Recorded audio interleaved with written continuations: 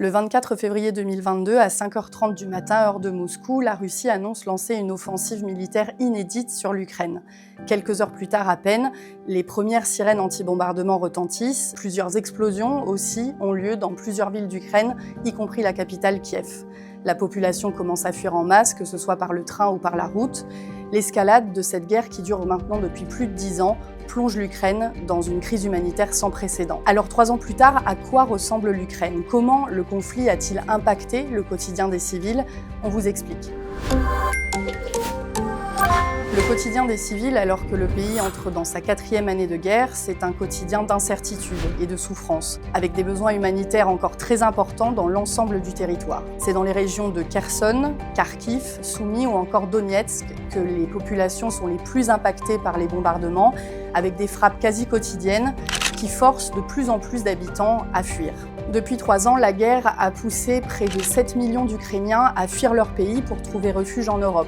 À cela s'ajoutent 3,6 millions de personnes déplacées à l'intérieur même du pays et qui ont aujourd'hui peu d'espoir de rentrer un jour chez elles. Aujourd'hui, l'Ukraine, c'est aussi un territoire extrêmement morcelé, avec des villes, des villages situés proches de la ligne de front et dans lesquels les infrastructures essentielles ont été détruites.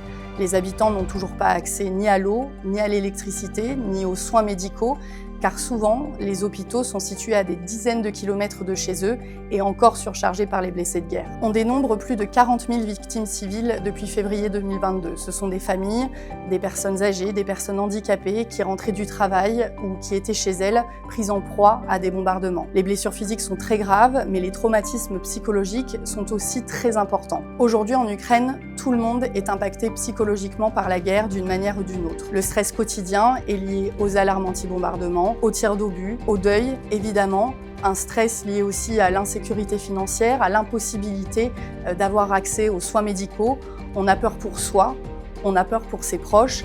Et ce qui revient surtout, c'est aussi l'incapacité de se projeter dans l'avenir. En fait, la guerre a figé dans le présent les civils. Chez Handicap International, la très grande majorité des personnes qui travaillent actuellement sur le terrain sont des Ukrainiennes et des Ukrainiens.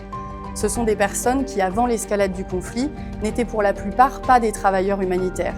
Ils étaient étudiants, biologistes, instituteurs ou institutrices. Et désormais, depuis 3 ans, ces personnes sont mobilisées chaque jour pour porter assistance aux personnes impactées par la guerre, y compris les groupes les plus vulnérables, comme les personnes handicapées.